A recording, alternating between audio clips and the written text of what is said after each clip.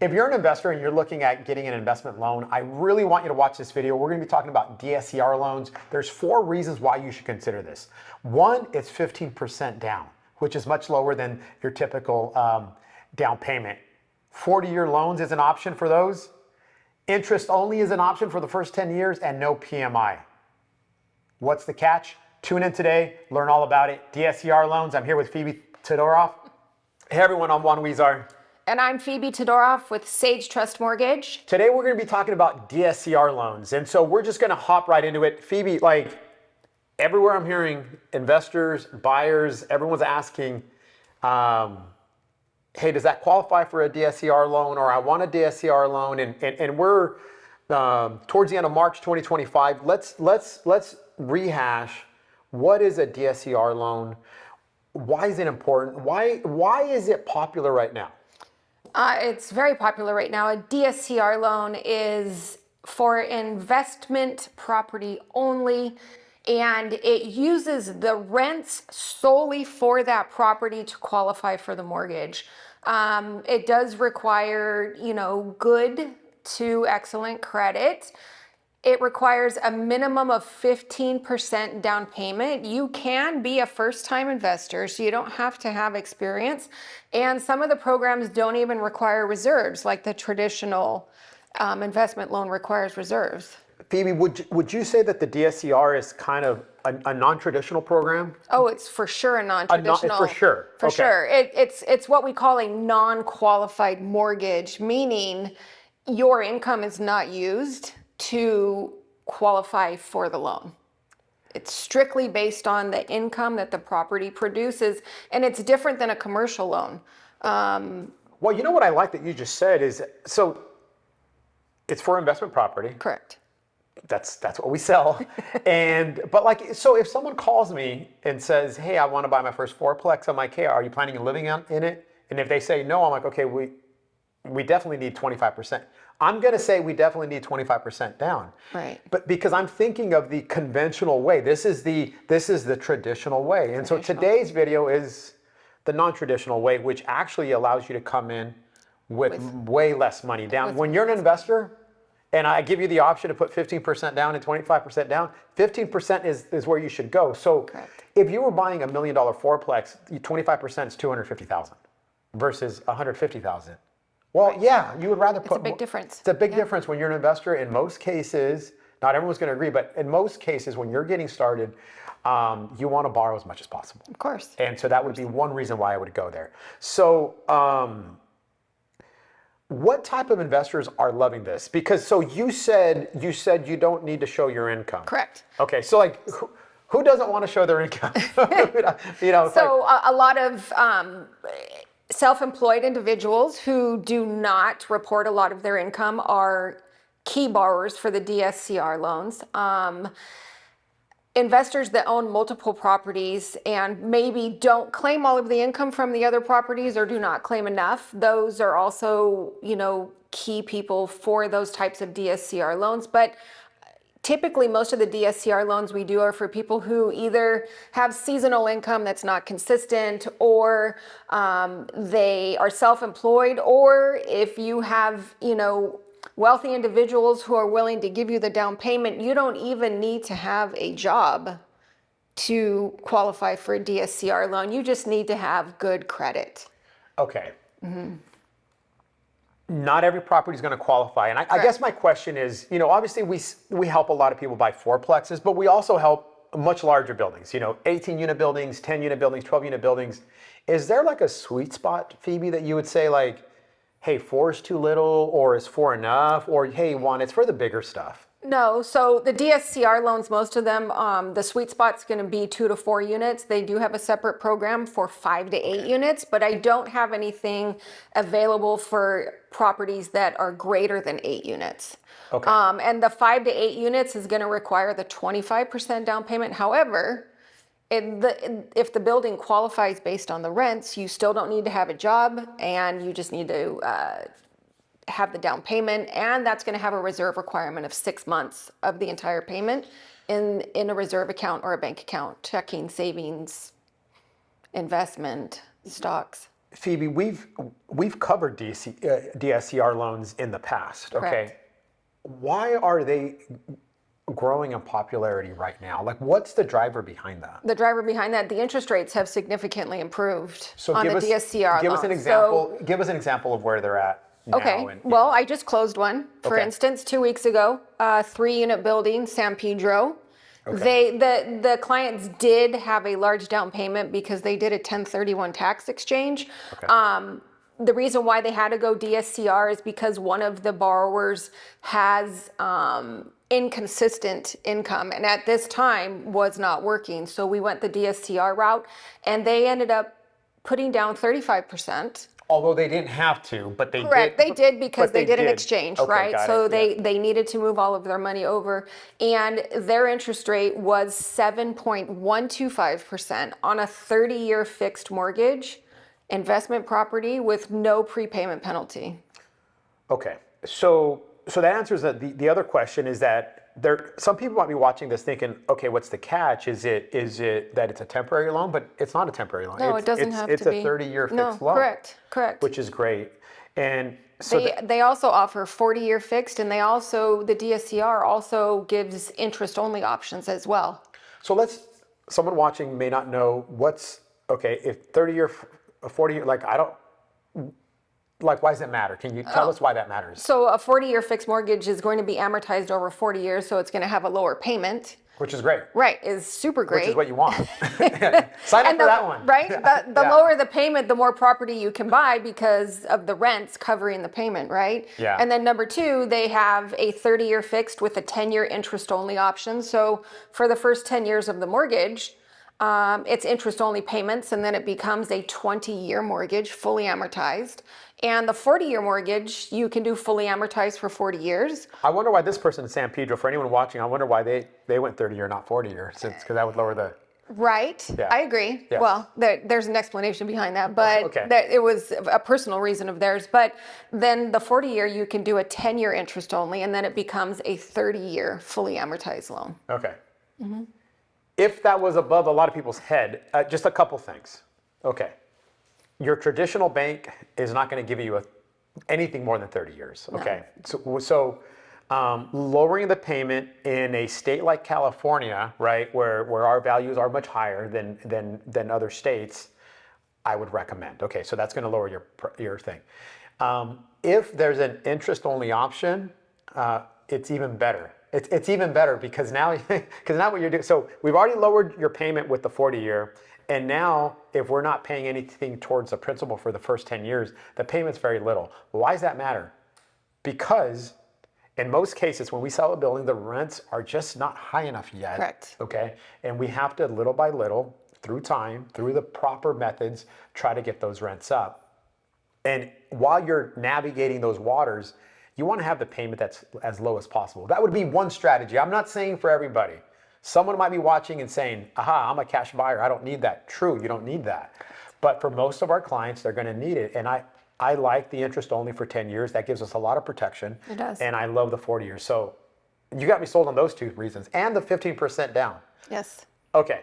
So what's the catch? Phoebe, it can't be this good. What's the catch? Is the interest rate higher? Yeah, so Okay. the interest rate, depending on which loan program you go with, what type of property you're purchasing, and where your credit score is. Those are the three things that are going to dictate your interest rate. And the interest rates on those properties, because they are based solely on the income the building or the property produces, the interest rate is going to be higher. And it's going to be anywhere between, 3/8 of a point higher than a regular conventional loan, up to 2% higher, again, depending on the factors of your respective deal for the property that you're purchasing. So the catch, everything's going to have a catch. So the catch is that the interest rate is going to be slightly higher. Correct. But it's not astronomically higher. Not astronomically It's higher. just slightly higher. But in my opinion, the difference in the increased interest rate is offset by the three other components that we just talked about. Correct. And then there's also the option to add in a prepayment penalty. So the longer the prepayment penalty you agree to, the lower your interest rate can be. So those are something that you can agree to. Yeah. And obtain a lower interest rate. However, they typically start at 5 years, and then there's obviously 4-year, 3-year, 2-year, 1-year options.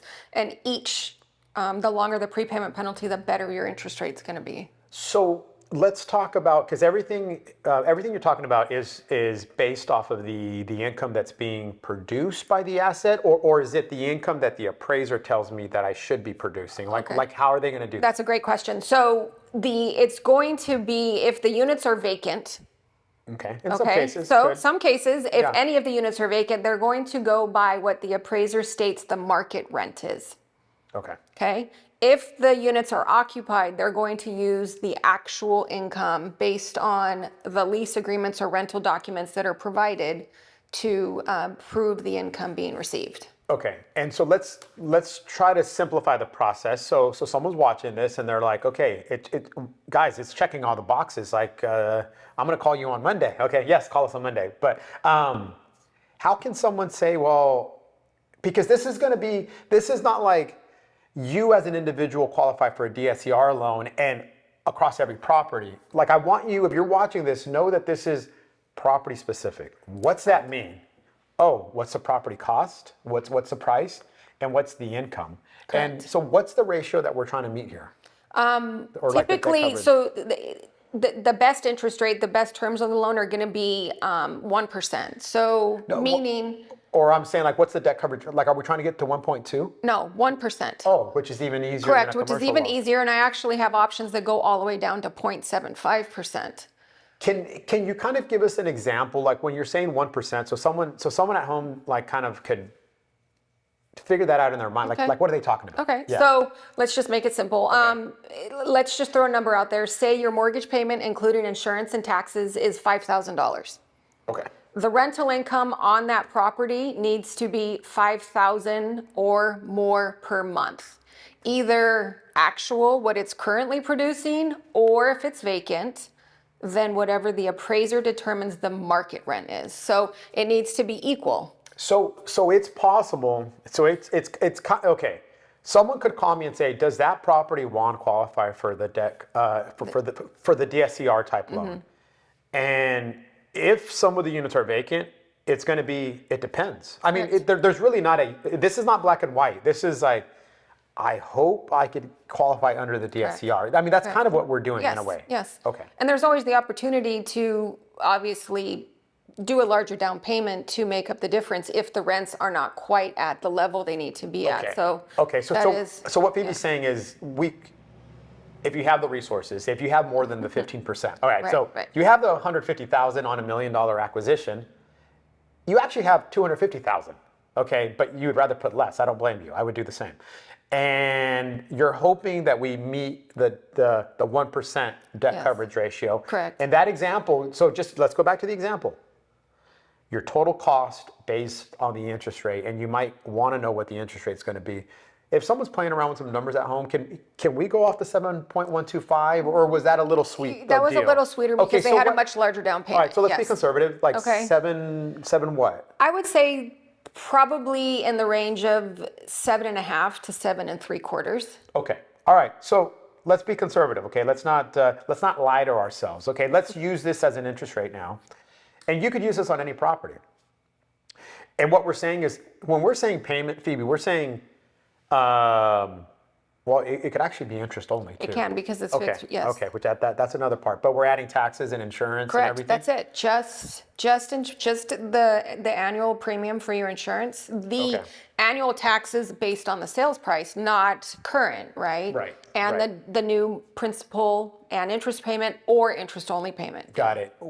We have a calculator on our website. You could go to our website, and we actually have a lot of calculators, but one of them will tell you what your payment's going to be. Just use 7.5 or 7.75. Okay, just use those numbers for now, and you could look at it and say, hey, that property qualifies, that one doesn't. Correct. Right. Correct. Now, where it's going to be a little vague if you're doing this stuff at home is if there's vacant units. So you're looking at a 4-unit building, 2 are vacant, which is nice, but you don't know where the appraiser is going to come in.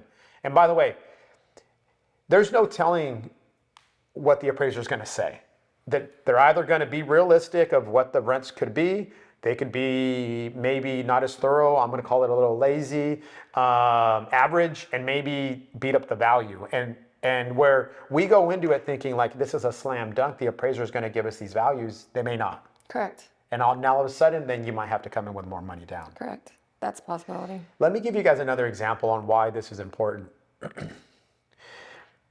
If you were looking to buy a 5-unit building, their debt coverage ratio is 1.2. What does that mean? That means that they're being way more lenient on the DSCR loan than they would be on a traditional commercial loan. Correct. Which is huge because that debt coverage ratio means they're going to want you to come in with more income than what the true expense is, and so that's an important thing. What else does someone at home need to know about the DSCR loan? Because right now I'm sold on it.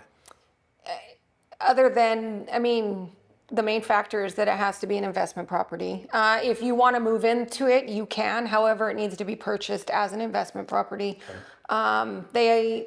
They allow gifts for down payment, okay. Which is great. So you can get a gift from family member, employer, partner, business associate, someone you have a relationship with, you can get a gift from. But it's a great program if you if the property qualifies for it and you have the down payment. It's a great program, and you don't have to have a job.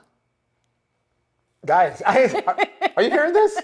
So, okay, a couple things.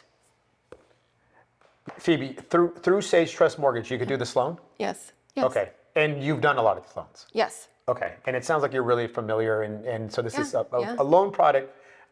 Would you say that some lenders may not be familiar with it? The traditional conventional lenders are starting to offer these types of programs. However, there is a multitude of lenders that are doing these non-qualified mortgages. And every bank and every investor has different guidelines and different opportunities. And they're getting better and better as time goes on. These loans are improving, meaning less down payment, better interest rates, better terms. A year ago, these interest rates were in the 8%, right? Even close to 9%. So they weren't so enticing. And, a year ago, most of them were requiring a minimum of 20% down. So they're reducing the amount of down payment. They're improving the interest rates. They've also provided that 0.75%, which means, less income is needed to qualify from the building. So that's a great opportunity. And, they're getting easier to do. For lack of a better word, Got it. They used to be very difficult when they were first coming around. There was a lot of rules, regulations, conditions, and now it's basically if the building qualifies and you have decent credit and you're ready to go and you have the down payment, it's pretty much a done deal. We're selling the 4-unit building on Atlantic, where in this case, so this is rare, all 4 units are vacant. That buyer is getting a DSCR loan on that property. Okay, so it's a very popular program. 2 things. The first one is we haven't talked about mortgage insurance. Right. Is it needed? No. No mortgage insurance? There is no mortgage insurance on non-qualified mortgages. Okay. No. All right. So add that to the plus column, okay? Because that list keeps growing. Yep. Someone's watching this video and they say, I have great income. I have great credit. I know I qualify through the conventional route. Should that person who qualifies for the conventional route also maybe look at the DSCR? Or is it like you only look at DSCR because you're self-employed and you're not, somehow you don't qualify? Should the conventional person look at this as well, is what I'm saying. I mean, it would not hurt to look at the terms of the loan being offered because they could put less money down. So that, the traditional conventional loan is going to require 25% down, hands down. There's no flexibility in that number. So if that person buying it, even though they were qualified, wanted the DSCR loan, they could get a quote and see if it works better because then they would have less of a down payment. That would really be the only difference, would be the reduced amount of down payment. So then possibly they could buy 2 buildings. They could split up their money and Put 15% down on one and 15% down on another. That's the right idea. That's why you would do that. Okay. I'm going to give you the final word regarding DSCR. Is there anything else that they should be thinking about with this specific loan? No. Perfect. Phoebe, what's the best way to contact you? You can email me, phoebe@sageregroup.com. You can call me up. You can send a text. The phone numbers are on the website. Whatever way works best for you. I'm available all of those ways. Perfect. You could do loans in all of California? Yes, so all of California, I can do any type of loan. And what's great about the DSCR loans and the non-qualified mortgage loans, that about 40% of the states allow me to do loans outside of California because they don't require a specific lending license in that state to do those types of loans. So that's another great option. Wow. If you are looking to buy out-of-state investment property. Is Texas one of those? Just because I know a lot of people are going to Texas from California. Is that one where you can maybe do a DSCR loan? I need to check. So it wasn't before, but I know that they've been updating the states allowing them. Texas has very strict lending guidelines compared to a lot of the states. And I would need to check and see. What is a state where you see, either they have a lot of multifamily stock where you could definitely do it there? So Florida is one of them. Okay. Some of the southern states are allowing it. I can do, not Arizona is not one of them. Okay. I have a question because you said solely for investment property. If someone's watching, they're like, hey, I want to buy an investment house in Florida. Does that fly or no? Yeah, it can be a house. It doesn't need to be units. Yeah. Okay. So just as long as it's an investment property. It has to be an investment property. And even if you are going to go stay there part-time, you are allowed to do that. You can rent it out as a short-term rental. However you want to run it, you can do. However, it's going to be purchased as an investment property. Okay. Which is, what do they care? I mean, I guess this is why you're going to care. You're going to say, oh, but if it was my personal resident, my interest rate would be lower. Correct. And I'm going to say, yeah, but get an interest only for 40 years, your payment will be lowered. Correct. Who cares about the interest rate? Correct. That's real advice. That's what I want you to know, okay? Those are important things to consider. So, perfect. Reach out to Phoebe. Thank you so much. DSCR Loans. And if you're wanting to work with us as your real estate broker, of course we want to help you.